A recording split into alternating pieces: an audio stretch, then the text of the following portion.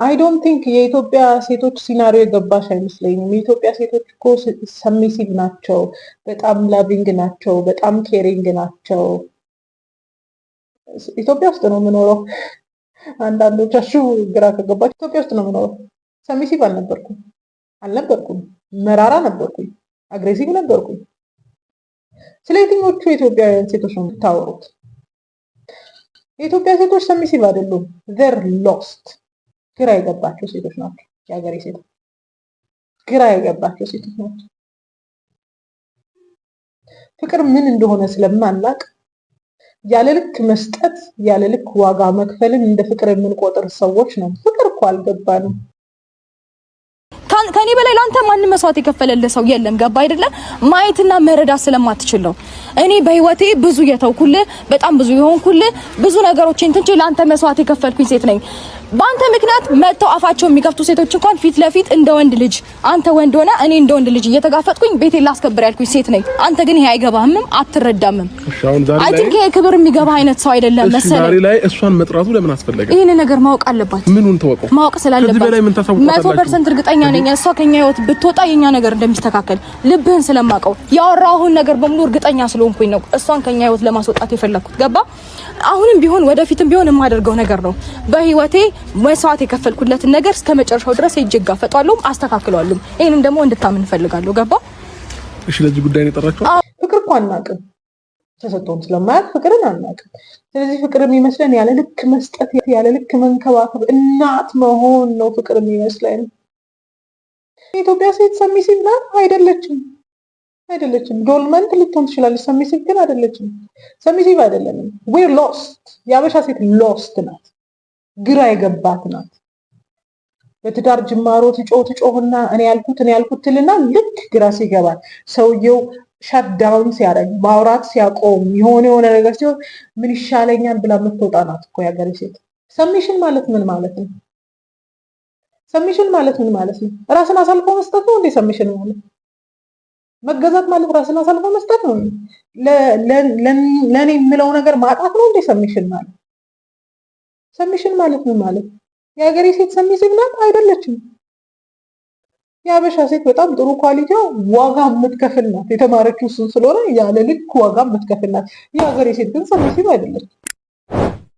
የሀገሬ ሴት ኦቨር ጊቨር ናት፣ ከልክ ያለፈ ሰጪ ናት። እሱን ለማየት ከፈለጋችሁ የሶሻል ሚዲያ ካፕል ሴቶችን ማየት ትችላላችሁ። ኦቨር ጊቨር ናቸው። ዜር ማዘርስ ለወንዶቻቸው እናቶች ናቸው። ፍቅር እንደሱ አይደለም። እሷን የሚጠራው በጣም እርግጠኛ እንደሆነ አድርጋኛለች።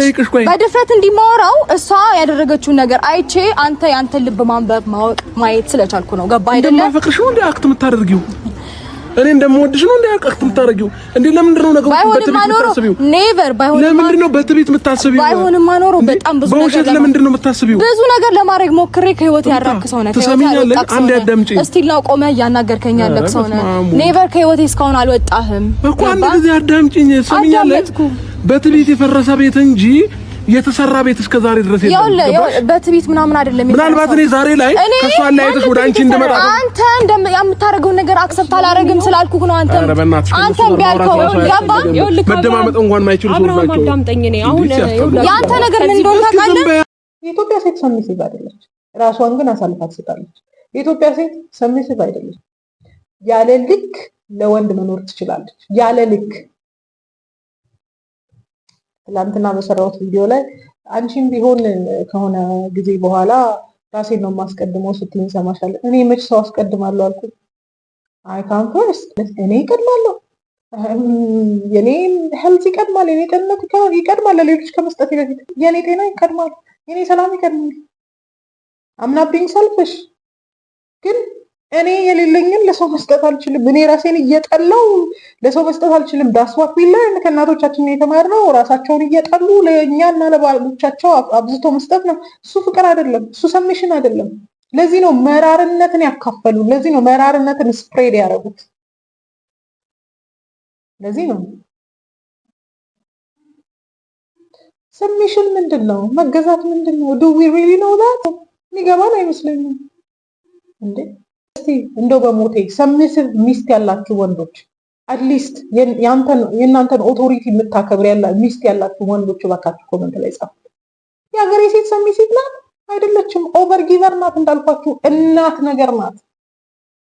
ያለ ልክ ትሰጣለች። ያለ ልክ ራሷን ጥላ ማንነቷን ጥላ የምትሆነውን ነገር ሁሉ ትታ የሆነ ትዳርን ለመምሰል ጥረት ታደርጋለች። ካዝ ማንም ጤናማውን ሴትነት እና ጤናማውን ሚስትነት አላስተማራትም ነው። የሀገሬ ሴት ሰሚሲቭ አይደለች። ኦር እንደዛ የምትሉኝ ከሆነ ኢትዮጵያ ውስጥ አይደለሁም ማለት ነው። I think we have a wrong understanding of submission. ስለ መገዛት የተበላሸ አመለካከት ነው ያለን። የሀገሬ ሴት ከልክ በላይ ትሰጣለች። አዎ። ከራሷ በላይ ትሰጣለች። አዎ። ለቤቴ ብላ ባሏን ያላማከለ ስራ ትሰራለች። አዎ። ሰሚሲቭ ግን አይደለች። ብዙ ሴቶች የሚሰሩት ለቤቶቻቸው ብለው ነው፣ ለባሎቻቸው ብለው አይደለም። ቤትም ቤት ያደረገው የባልና ሚስት መኖር ነበረ። ያለ ልክ ሲኒና ብርጭቆ ለመሰብሰብ ዋጋ የምትከፍል ብዙ ሴት አለች። ራሷን ጥላ ቤቷን የምታሳምር ሴት አለች። ራሷን ጥላ you're telling me this is submission? በፍጹም ይሄ ሰሚሽን አይደለም። እና የሀገሬ ሴቶች ሰሚሲቭ ነን ስለማን ነው የምታወሪው? ስለ ወስተን ወመን ነው አይደለም፣ ኮምባቲክ ነን። ኤኒዌይስ ቤት ውስጥ ያሉ ወንዶች ሰነፍ ናቸው፣ ምንም አይሰሩም ምናምን። የወንዶች የቤት ስራ ማገዝ ላይ ሊሚቴሽን ቢኖረኝም ኮምፕሊት ያግዙ ማለት አልነበረም። ግን ሁሉ ጊዜ ኩሽና ለሚለው ወንድ are you sexually attracted? እውነቱን እንነጋገር። ስሜታችሁ እንደው ይቀሰቀስላችኋል ሴቶች። ምን ክሮፕ አድርጌ ያሳያችሁ ጽሑፍ አለ አይደል? ሴቶቹ ምንድነው የመከሩት? አትርመጥመጥ፣ ኩሽና አትበል፣ ወንድ ሁን ተባለ። የድሮ አባቶች የነበራቸው ነገር እኮ ፕራይዳቸው ነበር። ወደ ኩሽና አይገቡም ነበር፣ ሴቶቹም ሴቶች ስለነበሩ ማለት ነው። እና በጣም ኩሽና እንዲል የምትፈልጉት ወንድ ያላችሁ ሴቶች እስቲ እውነቱን ንገሩኝ። are you actively having sex? በየጊዜ ሴክስ ታደርጋላችሁ? ትተኛላችሁ ቶሎ ነው ወይስ በወር አንዴ ነው የሚደርሳችሁ? ቤት ውስጥ በጣም ካልሰራልኝ ኩሽና ካላለልኝ የምትሉት ወንድ ኩሽና ሊል ይችላል። ግን የወሲባዊ ፍላጎቱን እንዴት ነው ታሟሉለት አላችሁ? ስሜታችሁ ሲቀሰቀስላችኋል? ጥያቄ ነው። ከዚ ዋንስ ወንድ ልጅ ኩሽና ካለ በኋላ የሚኖረው ፐርሰናሊቲ የሚኖረው ትሬት መቀየሩ አይቀርም። ለዚህ ነው አብሮኝ ካላገዘኝ ኩሽና ካልገባ ካላችሁ በኋላ ሴክስለስ ሜሬጆች የበዙት። ለዚህ ነው። ለምን እንደ ወንድ ማየት አትችይም? ይሄንን ልትከራከሩኝ ነው? በጣም ብዙ ሴክስለስ ሜሬጆች እንዳሉ አውቃለሁ። ወንዶች ዛሬ መጥፎ ምክር ልንከራችሁ ላጣማችሁ፣ ኩሽና አትበሉ።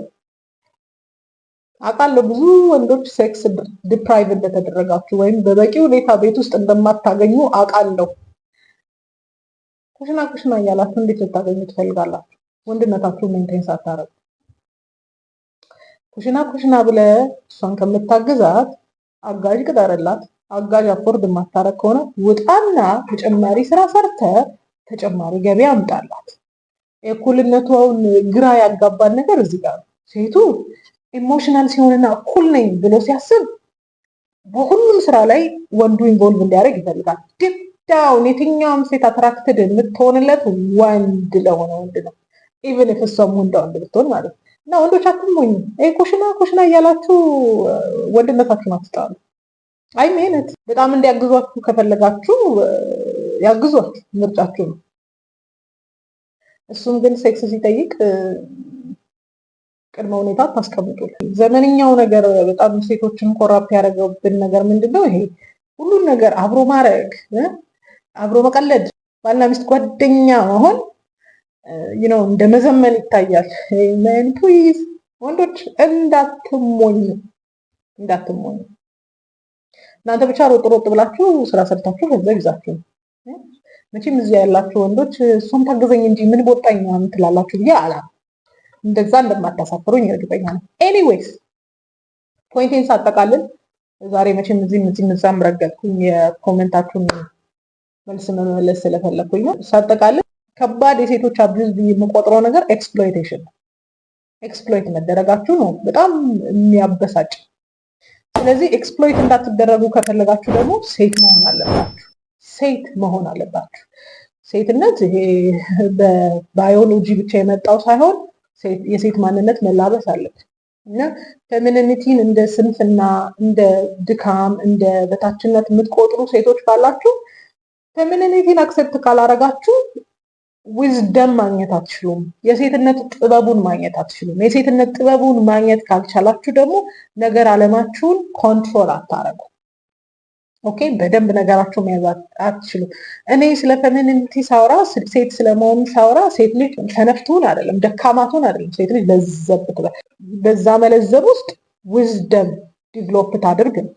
ከኛ ውስጥ የሚወጡ ሴቶች ሰነፍ የሆኑ ደካማ የሆኑ ሴቶች አይደሉም። ጠንካራ at the same time ብልሃተኛ የሆኑ ናቸው። ጥንካሬን ብቻ እንደ ሞደርን ወመን የያዙ አይደለም እና ሴትነትን እንደ ብልሃት እንደ ጥንካሬ የማትቆጥሪ የሆነ ሴትነት የበታችነት እንደሚያደርግሽ የምታስቢ ከሆነ ፖይንትለስ ነው።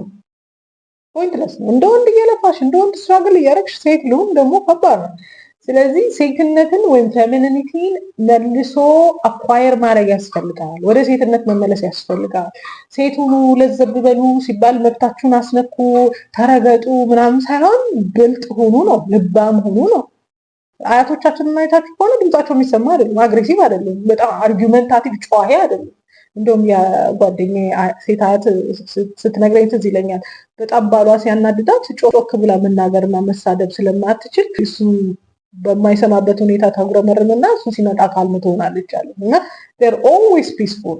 ዲስአፖይንት የሚያደርግ ነገር አለ፣ ግን ሪያክሽናቸው ይለይ ነበርና አያቶቻችን ሴት የሆኑበት ጥበብ፣ ሴት የሆኑበት ማንነት ጥንካሬያቸውን ጥለው አይደለም፣ ከጥንካሬያቸው ይልቅ ብልሃትን ስላስቀደሙ ነው።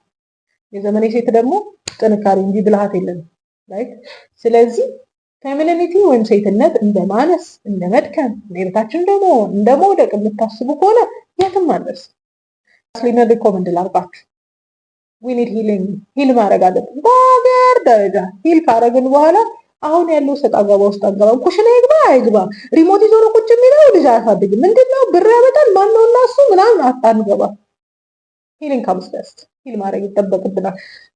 ከዛ ውጭ ግን ያገባችሁ ሴቶች የእናንተን ህመም ለታናናሾቻችሁ መርዝ አድርጋችሁ አታስቀምጡ።